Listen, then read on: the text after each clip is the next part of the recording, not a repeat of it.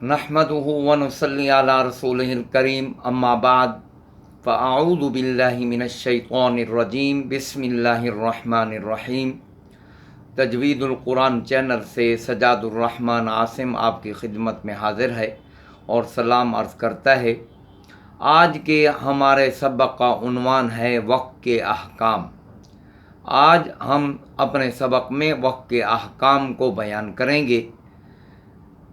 तो इसलिए जैसा कि आप हजरात के इल्म में है, पहले सबक को बबरकत बनाने के लिए तिलावत थोड़ी सी की जाती है, उसके बाद सबक की तफसील बयान की जाती है। तो समात फरमाइए तिलावत, उसके बाद इंशाअल्लाह ताला सबक का आगाज़ होगा। अऊज़ु बिल्लाहि मिनश्शैतानिर रजीम बिस्मिल्लाहिर रहमानिर रहीम।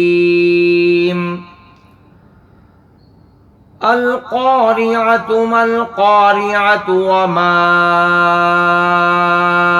अदराका मल क़ारिअह यौम यकूनुन्नासु कल फ़राशिल मबसूस व तकूनुल जिबालु कल इह्निल मंफूश फ़अम्मा मन सक़ुलत मवाज़ीनुहु फ़हुव फ़ी ईशतिर राज़ियह वअम्मा मन ख़फ़्फ़त मवाज़ीनुहु फ़उम्मुहु हावियह वमा अदराक मा हियह नारुन हामियह। सदक़ल्लाहुल अज़ीम। जैसा कि उन्वान मैंने बता दिया, आज हमारे सबक का उन्वान है वक्त के अहकाम। तो वक्त के अहकाम को इसलिए बयान कर रहा हूँ कि जिस तरह कुरान मजीद को तजवीद के साथ पढ़ना ज़रूरी है और तजवीद के साथ पढ़ने से कुरान मजीद के हुरूफ व कलिमात सही और उम्दगी के साथ अदा होते हैं, इसी तरह अगर वक्त भी कायदा और तरीक़ा के मुताबिक जिस जगह वक्त करना चाहिए, जिस तरीक़ा से वक्त करना चाहिए, उसका लिहाज रख कर अगर वक्त किया जाए तो माना में तफ़हीम होती है, माना समझ में सही आते हैं। इसलिए वक्त के अहकाम को बयान कर रहा हूँ। और इसी तरह ये भी समझिए, जिस तरह कुरान मजीद को गलत पढ़ने से, कुरान मजीद को गलत पढ़ने से क्या होता है, अल्लाह नाराज़ होता है। कुरान मजीद गलत पढ़ने से लहन जली लाज़िम आता है जो हराम है। इसी तरह वक्त भी कायदा और तरीक़ा के मुताबिक ना करने से फिर गलत माने का तमाम होता है। ये इसलिए वक्त के अहकाम को बयान कर रहा हूँ।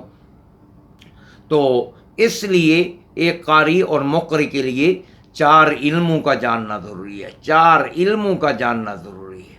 इल्म तजवीद, इल्म औक़ाफ़, इल्म रस्मुल ख़त और इल्म क़िराअत। इन 4 इल्मों का जानना ज़रूरी है। तो इल्म तजवीद वो इल्म है जिसमें हरफों के मखारज और उनकी सिफ़ात से बहस और तमहीस की जाती है। और इल्म औक़ाफ़ वो इल्म है जिसमें वक्त करने के कायदे और तरीक़े बयान किए जाते हैं कि वक्त करने की जगह क्या है, वक्त करने का तरीक़ा क्या है। हर जगह पर भी वक्फ़ नहीं हो सकता और हर कोई अपने तरीक़ा के मुताबिक भी वक्फ़ नहीं कर सकता। जो उलमा ने वक्फ़ करने की जगह और तरीक़ा बताया, उसके मुताबिक वक्फ़ की जगह पर वक्फ़ करना और जो तरीक़ा उन्होंने बताया है उसके मुताबिक वक्फ़ करना चाहिए। तो बहरहाल तीसरा है इल्म रस्मुल ख़त। वो इल्म है जिसमें कुरान मजीद लिखने के वो तरीक़े बयान किए जाते हैं जो हज़रत उस्मान रज़ी अल्लाह अन्हो के दौर खिलाफत में सहाबा रज़ी अल्लाह अन्हुम ने अपने सहाबा के इजमा से जो तरीक़े फरमाए थे उनके मुताबिक कुरान मजीद लिखा गया। तो उस रस्मुल ख़त को اس لکھائی کو علم رسم الخط کہتے ہیں۔ اور علم قرات وہ علم ہے جس میں وحی الہی کے اللہ تعالیٰ کی طرف سے قرآن مجید کو کون سے کلمے کو اللہ رب العزت نے کتنے طریقوں پر پڑھنے کی اجازت دی ہے، یعنی وحی الہی کے اختلافات جس میں معلوم ہوں اس کو علم قرات کہتے ہیں، کہ اللہ تعالیٰ نے فلاں کلمہ کو کتنے طریقوں پر پڑھنے کی اجازت دی ہے اور فلاں کو کتنے طریقوں پر۔ تو قاری اور مقری کے لیے ان 4 علموں کا جاننا ضروری ہے۔ آگے ہم وقت کی تعریف بیان کر لیتے ہیں۔ وقت کی تعریف یہ ہے، سب سے پہلے وقت کے احکام میں وقت کی تعریف کا معلوم کرنا ضروری ہے۔ وقت کی تعریف یہ ہے کہ کلمہ کے آخری حرف کو ساکن کر کے سانس اور آواز کا توڑ دینا۔ تو وقت کی تعریف میں ہمیں 2 باتیں معلوم ہوئی، ایک تو وقت کہاں کرنا ہے، کلمہ کے آخری حرف پر کرنا ہے، دوسری کیا بات معلوم ہوئی کہ سانس اور آواز کا بھی توڑنا۔ ان دونوں باتوں میں سے کوئی ایک بھی بات پئی جانے سے رہ گئی تو وقت قاعدہ اور طریقہ کے مطابق صحیح نہیں سمجھا جائے گا۔ کوئی پڑھے الحمدللہ رب العالمین، اب حرکت پڑھ کر چھوڑ دی، یا کوئی اس طرح پڑھے الحمدللہ رب العالمین الرحمن الرحیم مالک یوم الدین، یہ بھی غلط ہے، کیونکہ کلمہ کے آخری حرف کو ساکن نہ کرنا اور سانس اور آواز کا نہ توڑنا، یہ دونوں باتیں وقت کے طریقہ کے خلاف ہیں۔ تو اسی طرح ایک قاری کے لیے وقت کی بحث میں 2 باتوں کا جاننا بھی ضروری ہے قاری صاحب کے لیے۔ کون سی؟ ایک وقت کرنے کا موقع، اس کی جگہ، وقت کرنے کا موقع اور اس کی جگہ جس کو محل وقت کہتے ہیں۔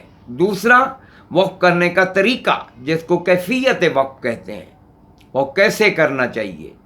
پہلا ہے وقت کرنے کی جگہ، جگہ کیا ہونی چاہیے، اپنی طرف سے کوئی جگہ مقرر نہیں کر سکتے، جو علماء نے جس جگہ کو وقت کرنے کا محل موقع جگہ فرمایا ہے اس جگہ پر ہی وقت کرنا ضروری ہے۔